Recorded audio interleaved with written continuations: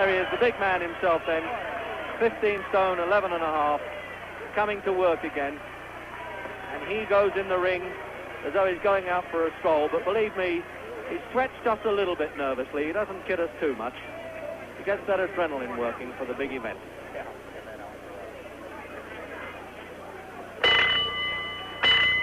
Ladies and gentlemen, once again, your judges at ringside, Tony Smercina, Wally Rusk, Bill Stremmell. Timekeeper, Buzz Massa. Counting in the knockdown, Chris Schaller. Now for the main event of the evening, for the North American Heavyweight Championship, 12 rounds. Light heavyweight champion of the world from Albuquerque, New Mexico, weighing 180 pounds, the Duke City Destroyer, Bob Foster. Well, that's the new title. It seems to have amused Foster, the Duke City Destroyer. He's really a highway patrolman in Albuquerque. And wearing white trunks, the former heavyweight champion of the world, the North American heavyweight champion from Cherry Hill, New Jersey, weighing 221 1/4 pounds, Muhammad Ali.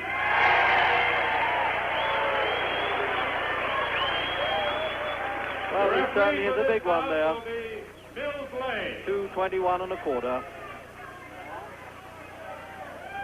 And the referee, Mills Lane, is a lawyer from Nevada, so he ought to be able to keep order okay.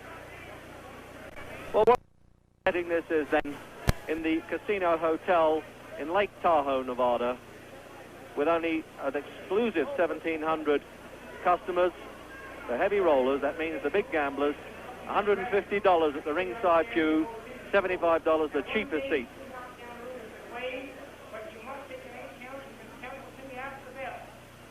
Scores a knockdown, he must go to the furthest neutral corner, and if they don't lie, wave him back. You both understand that? Okay, good luck to both of you. Shake hands now. Come on, box. So the referee's instructions, and they've even altered them from come out fighting to come out boxing for this man, Ali, and also for Foster, because he can box a bit.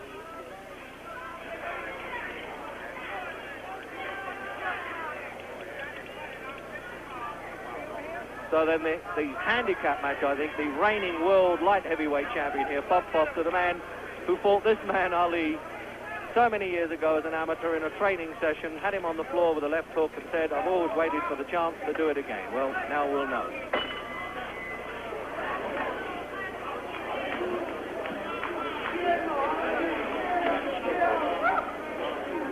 There's been a lot of talk about boxing in this altitude and whether Foster is better prepared for it as he lives at altitude, and he's been in training here long. But whatever way, I think it's a breathtaking scenery enough, and we hope for a breathtaking exhibition from both of them.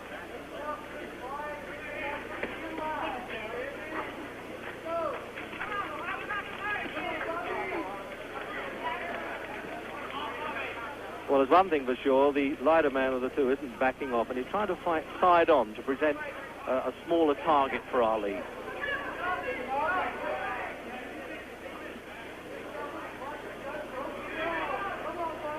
Well, Foster said he'd try and tee off, he'd try and set up Ali for the finishing punch.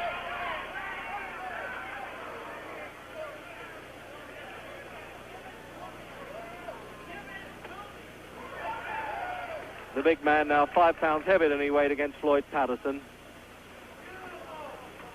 But still getting up on those toes at 30.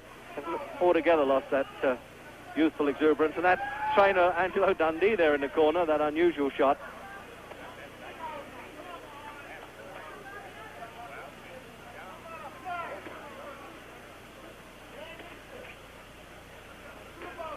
Well, Foster is said to be able to match Ali for reach, but we haven't seen it yet because he hasn't been close enough.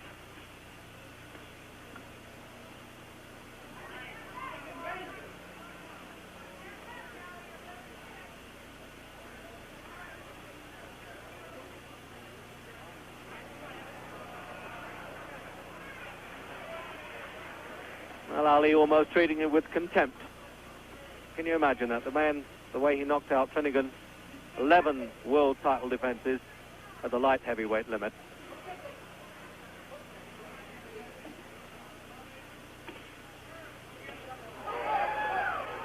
That was a sharp-looking left hook. He really teed off with that one, Ali. He wasn't fooling with that one.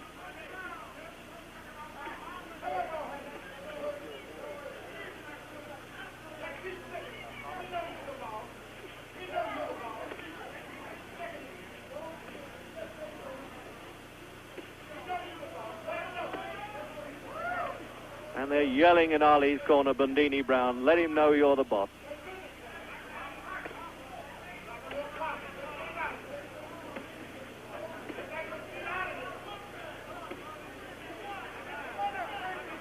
So we're then into the last 10 seconds of the opening round.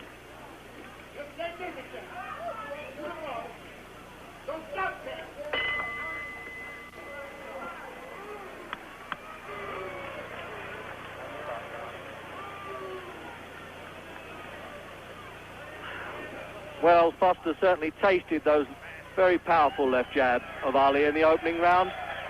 And that whistling there, of course, is for the beauty who's coming in with the rounds board. Very distracting, I must say, not only for boxers, but for commentators as well. As I was saying before I was rudely interrupted,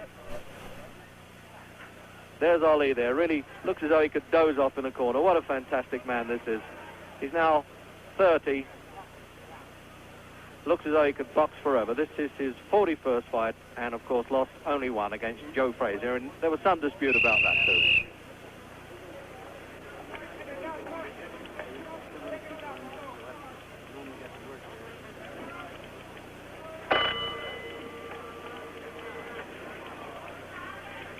Second round, I mean, it's scheduled for 12 then.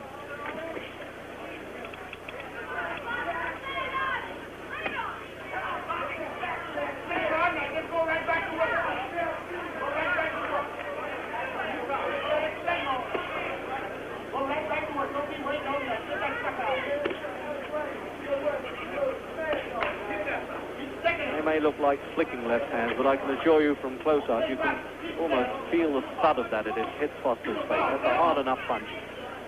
Rather like a Chinese water torch. You keep tapping him on the head there.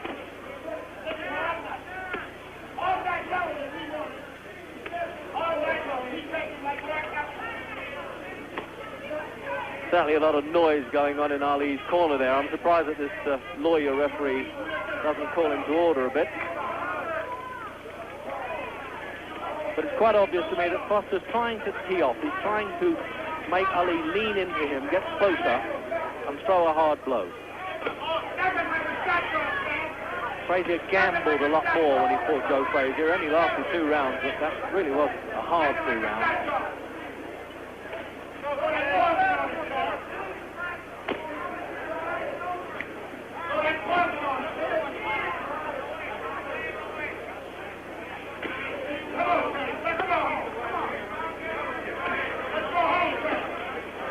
Foster trying to get a jab back at him now. He's flicking it out a bit, trying to use his reach.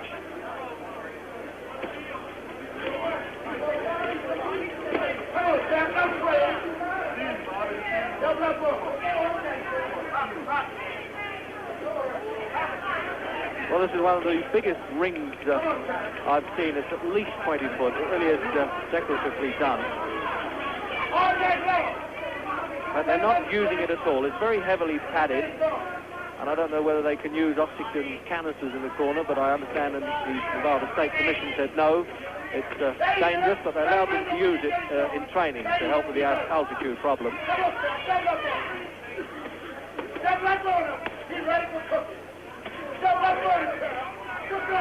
So you heard that one, I should have thought. He's ready for cooking, says Ali's second. But the sheriff isn't giving up with this duel yet.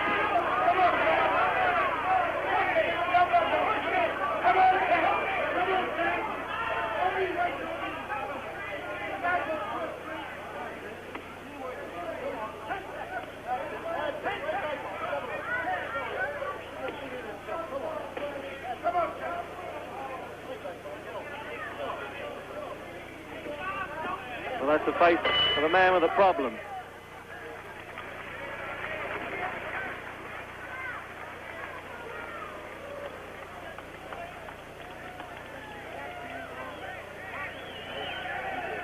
So a change of scenery now with the round girl. And it looks as though Bob Foster's also taking rather a crafty peek at her, taking his eye off the fight for a minute. He certainly can't afford to do that.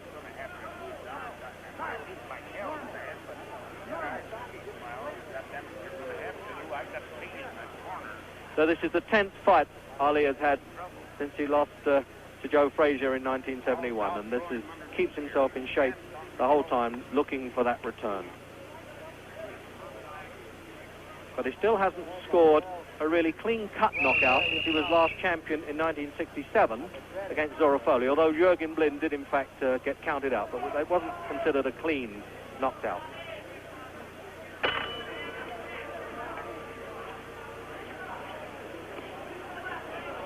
Into round 3 then, and the pattern fairly firmly set, I would have thought.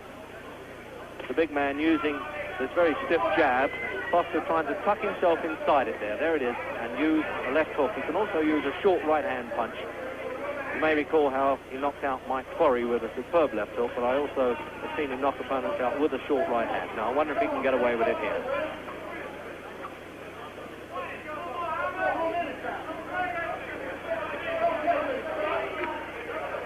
Looks to me that he's intimidating a bit now by Ali. This is when he turns on that show a bit. Foster almost scared out of his life. He's patting him on the back. Can you imagine? This is a man who really rips heads off at the light heavyweight limit.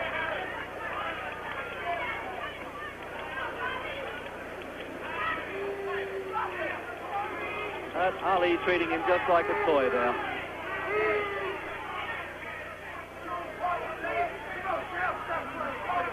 And they're yelling in the corner, "Stop playing, champ, let's go." Well, in fact, he isn't a champ, although they've called him the North American champion for this one.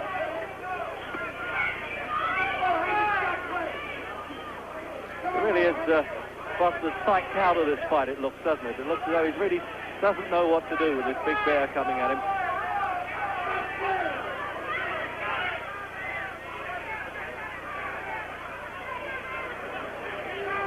Well, he's got to do a bit better than this, Foster, for $125,000. He's entitled to fight until he drops.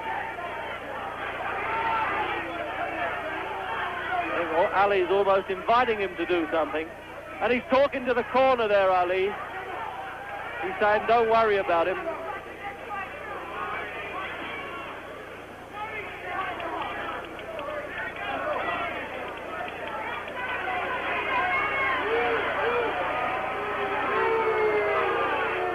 Like a father spanking a child. You couldn't believe that this man was the world light heavyweight champion, a very fearsome opponent in his own division. He really is humiliating Foster.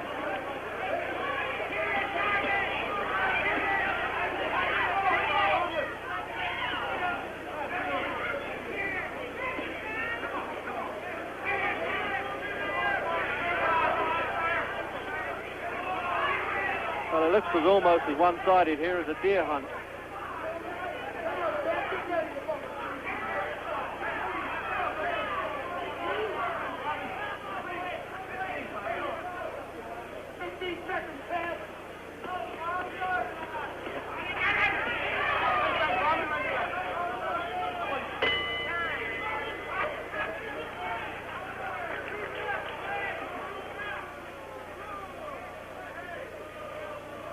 Well, you can hear this very high-paid audience here getting a bit restive there. They want to see a bit more from Ali. I think they want to see more from Foster, in fact, because there's not much more this fellow can do if the opposition won't open up.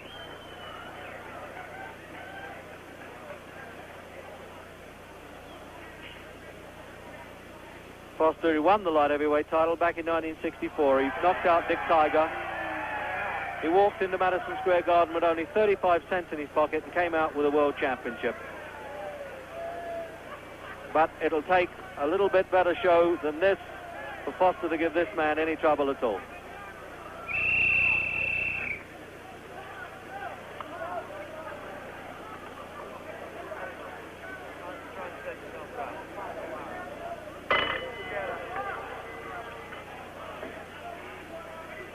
So, round 4 then. And I don't think there's any need for identification here. If you don't know Muhammad Ali, you must have been living in a cave.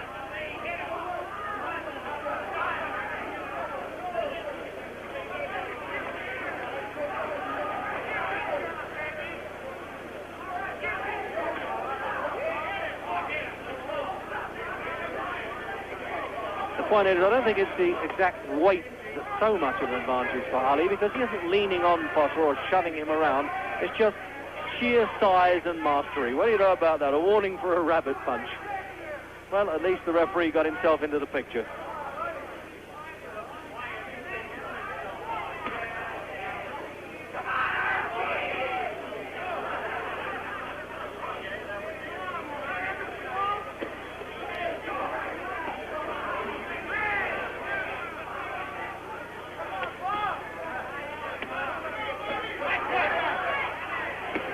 Well, Foster at least managing to get the odd punch back now.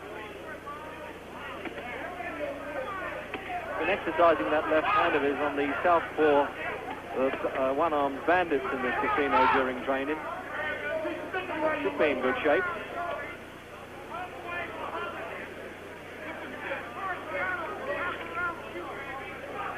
These two they really could fight in a phone booth, there's no doubt about it.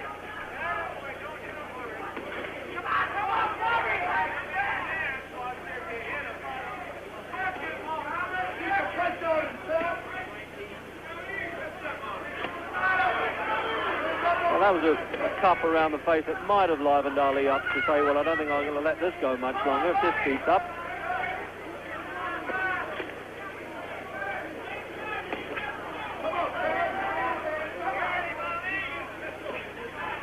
They've hardly moved out of that centre circle.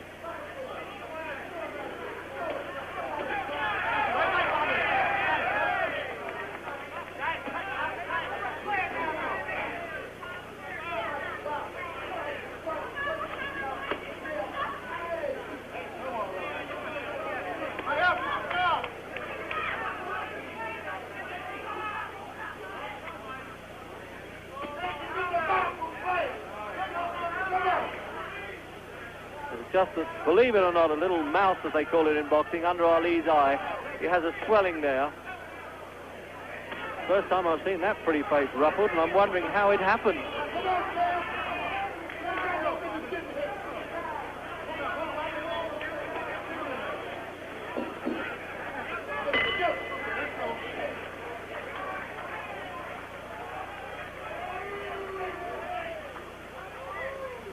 So the referee here collects the judges' scorecards at the end of each round. So, as they say, no skullduggery is permitted, and they're given to an adjudicating panel. Well, I don't think you needn't worry about that, because Ali's so far in front at the moment. But they're using an ice pack on Ali's face now.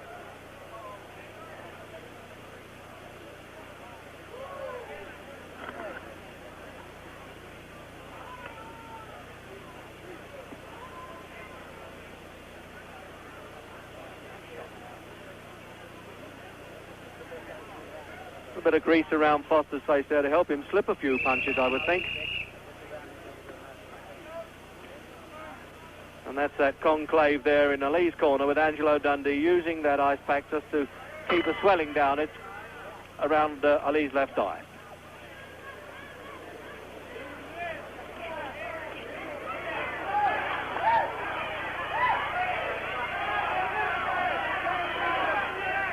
Well, I'm wondering now in the 5th round whether Ali is going to hang about.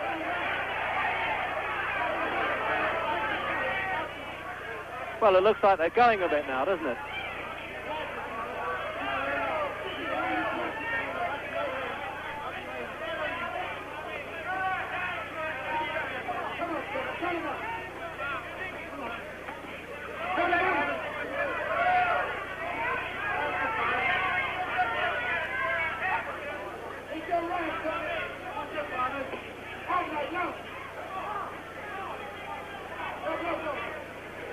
And it looks as though there's blood coming from that swelling around Ali's eye. Well, that is a real turn up for the book, isn't it? I think I must keep my eye on the referee. And what a finishing punch there It looks as though Ali really didn't enjoy his face being marked like that. They're going through the mandatory 8 count and pushing Ali to a neutral corner. This lawyer referee's making a whole thing about that. So at the first sign of blood, his own blood, Ali opened up.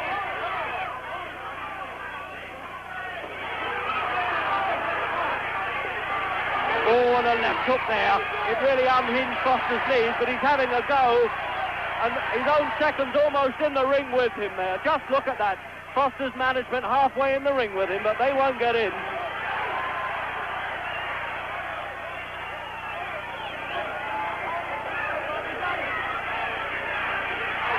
The setting here really is almost like a bare fist fight.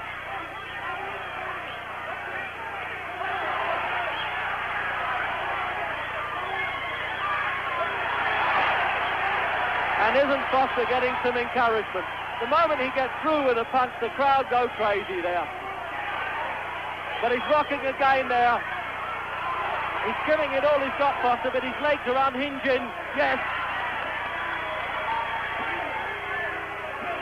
I don't think he's going to get up from that, is he? He's looking at the corner and saying, I can't do it. Is he going to count him out? No, he's made it.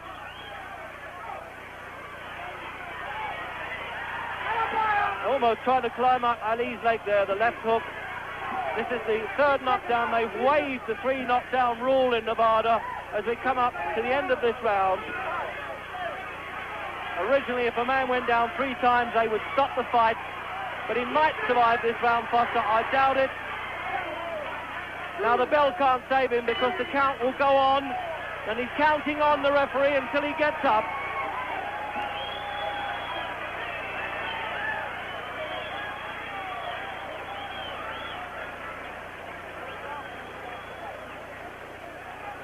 Well, he ran that round. That's where all the action came. You talk about when punches land, it goes to the boots, and you'll see how Ali's punches really make Foster's legs unhinged there. Look.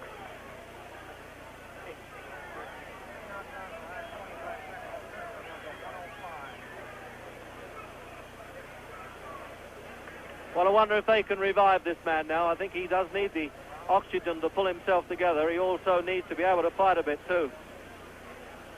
So there you are, an unusual sight indeed. Muhammad Ali cut, and Angelo Dundee just staunching it there with adrenaline. And that's the doctor getting out the ring there, Ferdy Pacheco, who works Ali's corners the whole time.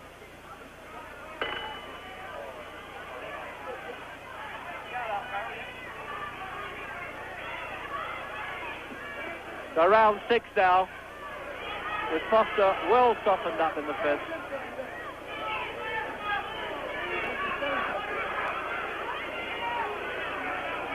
Now Ali getting up at his toes. They haven't completely staunched that injury around Ali's eye there. There's just a slight trickle of blood.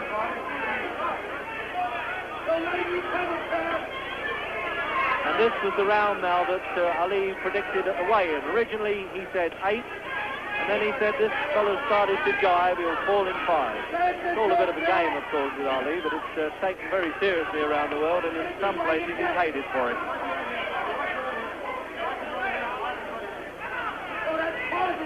And up on his toes, we may even get the Ali shuffle going in a minute. Come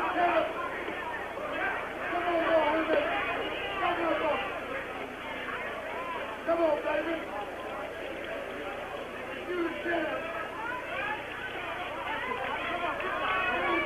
I think this is a bit of a show-off round now for Ali. He's getting up on his toes, working himself into good condition.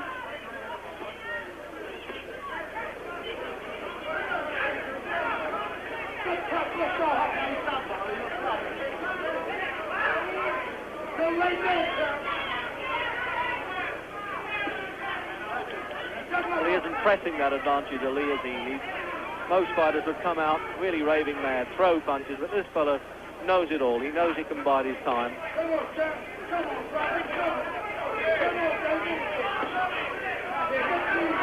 On the other hand, can you imagine what would happen if Foster teed off and landed a punch on Ali's chin? I think you could hear the roar around the world if that happened.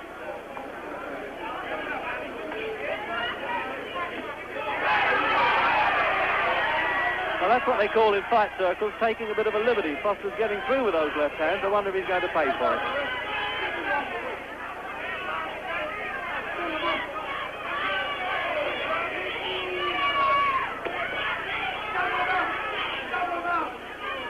And they're yelling from Ali's corner now, double them up, means to use those punches in flurries.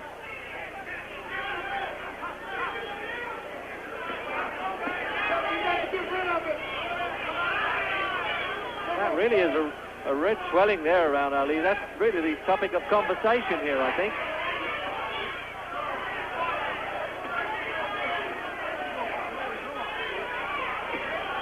Those left hands, they really are something Foster up the whole time. You need a really strong neck and heart to cushion those.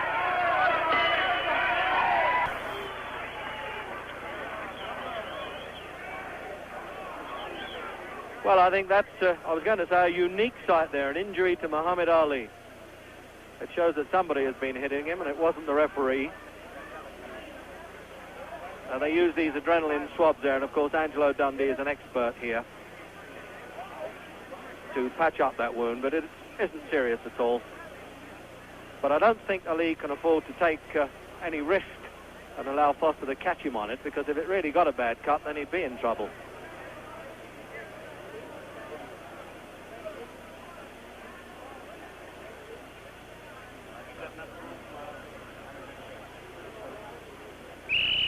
Almost like a make-up artist there, isn't he? This is show business with blood for Angelo Dundee.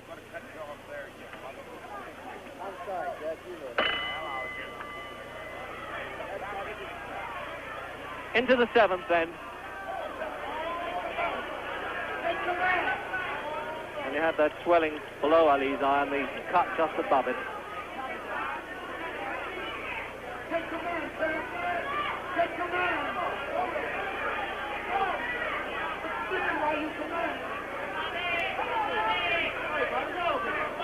Very hard to work out what are Foster's tactics. Is he saying, I think Ali might tire a little bit, or is he saying, no, I don't want to get too near this fellow, I'll copy it again?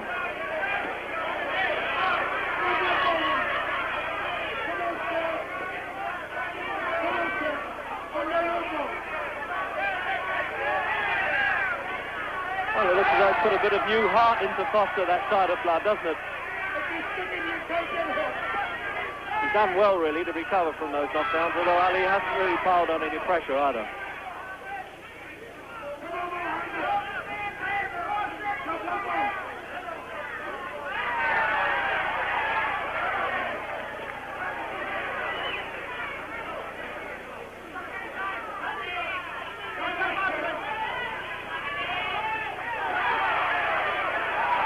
Well, he played that right hand on Ali's eye all right.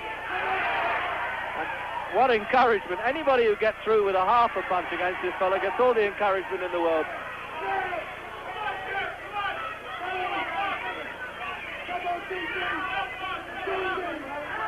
Any chance, I wonder, of the repeat of the Henry Cooper night?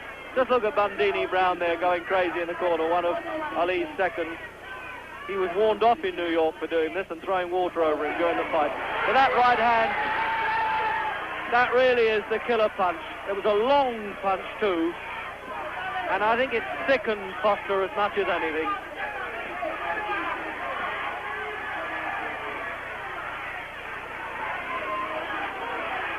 Looks as though he's going for the finish here, the payoff now. And a trickle of blood right down the face, and there's a real mean look on Ali. Oh, and a right-hand shot. He's just pretending. He is just pretending. What a character, this man. He took Foster's best right-hand punch, and he's pretending that he's hurt. What a showman. Look at that. The whole world go crazy. They'll think that this fellow's going down. But take my word for it, I'm 3 feet away, and he's taking no notice. This must be surely one of the most unique fighters in heavyweight history. He took a punch full on the chin, he came back, and he just pummeled the life out of this man.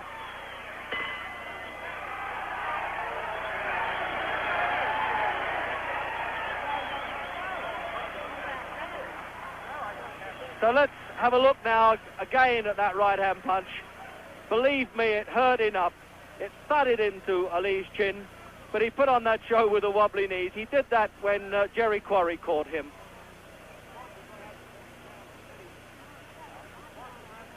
He overreached himself there. You don't see the right-hand punch, you just see the knockdown there, the final knockdown there of Foster. But he looks as though he thinks he's won it, doesn't he, Ali? And from a different angle, from above, you saw that shot. So believe me, that was no larking about.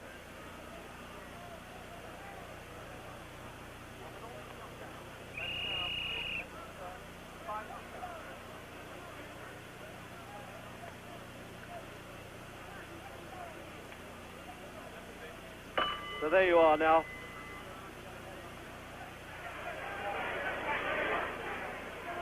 So 8th round. And with Foster up and down like a yo-yo now. And through his best punch and knows he can't get away with it. One of the secrets, I think, of Ali's greatness is his ability to take a good punch. He was on the floor with Joe Frazier. Of course, Henry Cooper left-hooked him over in 1963. But he just crumbled there like a pack of cards, Foster. I don't think he can make this. I know he's looked as though he'd never get up before, but he's had enough now. And it looks like a slow count, too. They're giving him every chance. No, he's out. His legs have gone like a kid in a playpen there. And be fair, a little bit of compassion there from Muhammad Ali. He turned it on at the start of the 8th round. He knew he had to go out and do the job, and he did it well.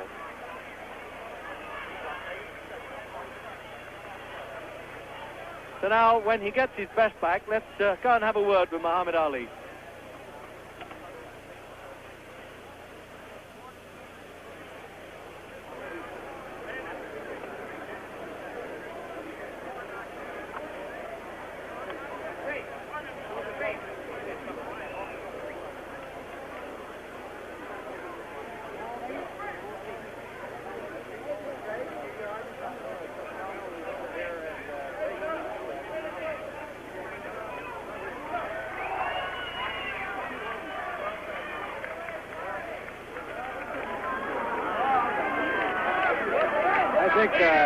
I think we may have to call you the prophet, young man. You predicted 8 rounds. Well, yes, I was lucky. I figured it'd go about 8. Luckily, I picked the right one. Ali, tell me about Foster. Now, that's the first time in all the fights that I've seen you in, and I've seen practically every one of your fights, that I've ever seen you cut. Yeah, I got cut and a little light bruise. He hit me with a glazed left hook. It wasn't solid, but it scraped me. But I'm human also, and 1 out of 300 fights ain't too bad. No, it certainly isn't. I want to say hello to my friend Major Coxon, my wife Belinda, and Count and Ronnie and all my friends out there. And Bernie Powell, a great friend of mine, who I built my training camp in Deer Lake, Pennsylvania on his land. And all my friends and fans in Louisville, Kentucky. All right, now tell me this. Did the altitude, the 6,200 feet, affect you? Did you feel tired? Yeah, I hate to admit it, but I did. It looked as though you were working and laboring a little harder than usual. Yes, mostly flat-footed style. The prancing and the dancing and the punching would have been a little too much for me. Now tell me this, one punch tonight, the first left hook that set him down, do you think that was the start of it? Yes, naturally it was. It shook him, but not quite enough. But when a man is dazed like that, the more he's hit, then the more easy it is for him to go down. Well, you certainly couldn't fault his courage. You knocked him down so many times, he constantly kept getting back up. So neat.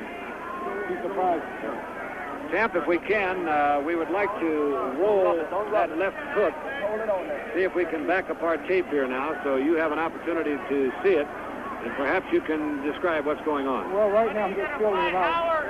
He's real tricky. I had to watch him. He didn't have the power. Only one part of the left hook and a quick snap and left jab, which kept getting to me, as you see. But he didn't have the weight to follow through. But I just caught him with a grazed right hand. I could do a lot of dancing, a lot of footwork, but he wasn't a Joe Frazier Savallo type fighter where you have to keep moving away from him because he don't charge you too much. Well, now that was a long right that connected, and it appeared that extra power of yours, being a true heavyweight, really was the difference against the light heavyweight. Extra power helps a lot, right. Now, you got 41 pounds on him in terms of weight. As a light heavyweight, he also seemed to punch pretty well for that weight. So I'm glad I wasn't a light heavyweight, because if I was about his same weight, I think it'd been a lot of difference in the fight. I believe I would have won, but probably not as easy. Ali, you fought everybody that has come along. You have now taken the light heavyweight champion out of there. Where else do you go? What's the word on Frazier? Well, I'm fighting all the top contenders. Frazier's not actually doing too much right now. They forced him to take a fight, and still look like it might not come off, but they forced him to fight George Foreman. And the way he looked with Terry Downs and Ron Stander, hope he's in better shape for Foreman, because I want him to win, because I want one more shot at Joe Frazier. Well, the whole world wants to see that fight. Here is another knockdown on our backup. We'll back the tape up for you so you can see this one. Go ahead, take it over. Well, right now, I'm watching him because he comes up with that jab to the body, and I'm looking for that big hook to the head. He's throwing a lot of left jabs, and I just caught him with a solid right there. Surprised he could take as much as he did. Yeah, okay. Now caught him with a hook, another right, and that was it. No question about it, he couldn't get up from that one. Ali, at any time were you ever in doubt? Well, not really. In doubt whether I would knock him out in the round I predicted. I predicted round 8. Then I predicted round 5, and I missed 5, but I did get him in 8, but I should have stuck him on. All right, now you've got Reg Guttridge here from the ITV over in England, going there by satellite. Well, hello to Reg and all my friends there who support the ITV. Mary and George, great friends of mine, and Patty Monahan, my #1 fan over there. Well, I'll congratulate you on their behalf, Marmy, but it's most unusual to see you, I was going to say, with a black eye. Is that what you... No, I got a little cut, a little did that bruise. happen? He grazed me with a left hand. You did? I am still a little human, but well, that's the first time I've really had a bruise in the professional Well, I fight. always knew you were human. Did this altitude get you at all? I know that you prophesied the right round. I thought it wouldn't, but it did. I couldn't dance and move like I wanted to. There was no need for it because he wasn't an aggressive fighter. Too, he just stays and stalks. Yeah. So it'd be real dead if I just did nothing but dancing when I wasn't dancing away from nothing. Well, I know you're looking to fight Joe Frazier again. We're all looking forward to that. Joe Frazier and that. Fighting in England? You have another Joe over there, Joe Buckner. Oh, they do? Yes. As soon as I clean up everything here in America, I'm being the real world champion. I can't let nobody control one of the rooms in my house, which is the world. I want to come to London and try that Joe Buckner. Yeah, he's nearly as pretty as you, isn't he? Yes, he told me he was prettier than me, and I have to change all of that. Ali, I want to fight him right there in London. Look forward to that. Thanks a lot, Marty. So with that, then, you heard the great challenge from this most remarkable heavyweight. It's good night to you from Stateline, Nevada.